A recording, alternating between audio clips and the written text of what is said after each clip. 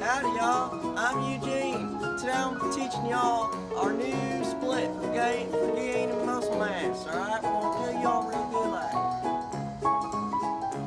Alrighty folks, we're gonna get right on into it. Starting, oh, hold on, I wanna show you something neat. So this little chart helps explain my whole split. Oh, by the way, sorry if the audio is a little bit weird. I'm doing it here on this microphone from Rock Band. Alrighty, so starting off, the split that me and Jacob are doing, I designed it myself now. Don't worry, I designed it myself. Starting off, we got 4 days, alright, per week, because that's all we can work out. Preferably, I would do 5, but we can only do 4. We got push, we got pull, we got legs, and we got upper. The preferable way to have it set up would have been upper body, lower body, lower body, because then we hit each muscle group 2 times a week. But sadly, it was taking a little bit too long on some of the workouts, so Jacob told me to make it a little bit shorter. So, doing this, we have push-pull, alright, and then we have legs and upper, and this allows us to hit each upper body movement 2 times per week. Sorry if you hear my dog barking, he's a piece of trash. The push day is generally when we're going to be doing all kinds of pushing, as you can tell, and this is efficient because you only have to warm up twice, your shoulders and your chest. On a pull day, now pull day, all the pulling muscles act, as you can probably tell by the name, obviously. So this encompasses our back and our biceps, and our rear, I think our rear delts. I can't remember the exact split. On pull day, our compound movement is deadlifts. The movement after that, it's like a rowing. And then we have a pull-up on that day, I believe. So we're getting a vertical pull, a horizontal pull, and a deadlift, which also works our legs, because the deadlift's pretty much a full-body exercise. Legs. So legs is where I had the most problem, because I had to keep the workout short, but we had to decrease the frequency, because instead of doing it 2 times per week, we're only doing it 1 time per week. So the way I'm going to set this up now is I'm going to have a quad dominant week and I'm going to have a hamstring dominant week, or more likely by the month, since I already made the split for a month at a time. So I'm going to implement that in the next mesocycle.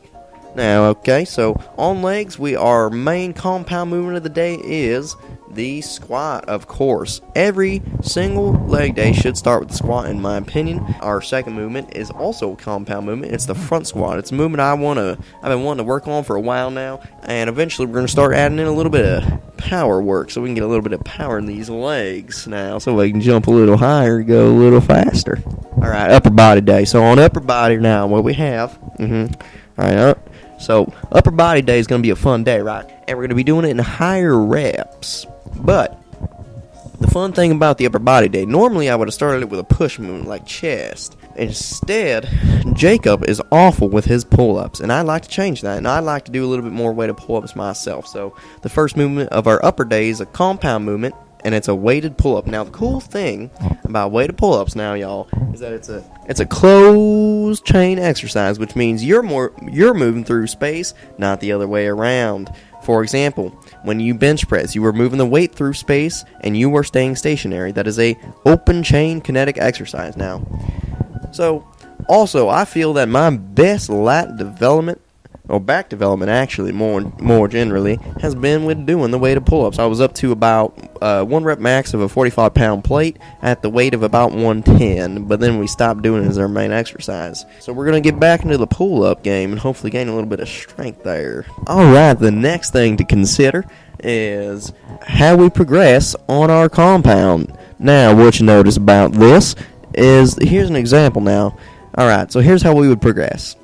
So, say the rep range, right, is 4 to 6. So that's any rep between 4 and 6, so 4, 5, and 6. That's the working range now.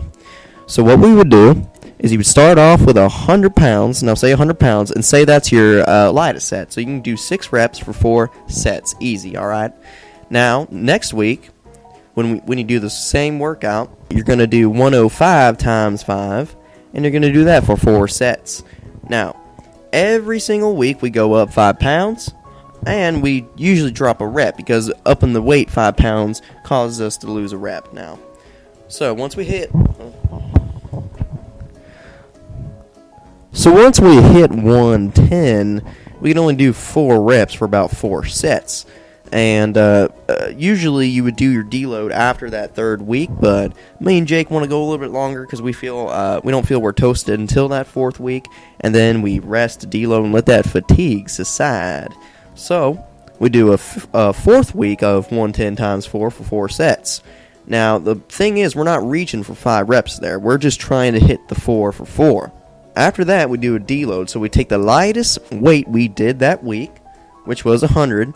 And we do it for the bottom of the rep range, which is 4, and we do that for 2 sets. This effectively cuts the volume, allowing the fatigue to subside, and that's with a compound movement.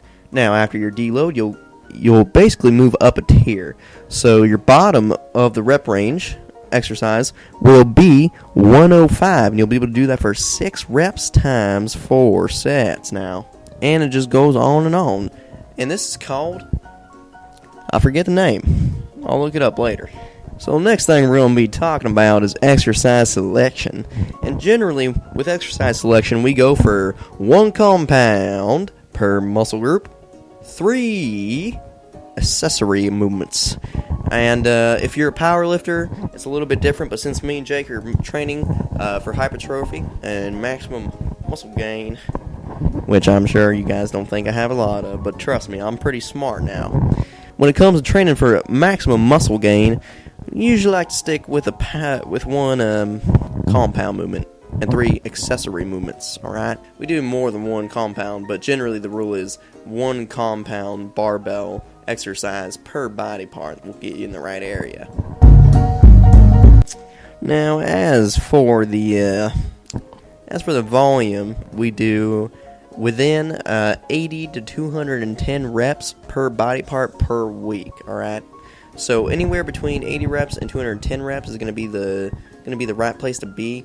So usually we fall about in between that, and you need less volume the newer you are. So if you're a novice and you've never lifted before, you do not need as much volume as us. So if you want to follow our program, which I'm going to link down below, a free spreadsheet for you to follow, if you'd like to follow that, I recommend it for more intermediate lifters. So after your first year of lifting, when your newbie gains have stopped, if you've been lifting for a year, and every time you go in the gym, you can't up the weight, so it takes you about a month to up the weight, then go ahead and try this out. Maybe you'll like it and enjoy it. Now, y'all take care now. And if you enjoyed this, please make sure to share it. I've been Eugene. Follow us on Instagram and Twitter, because I'm going to be posting way more on Twitter. And if you found this video really helpful, tell someone about it. Thank you so much for watching now. Y'all have a safe trip.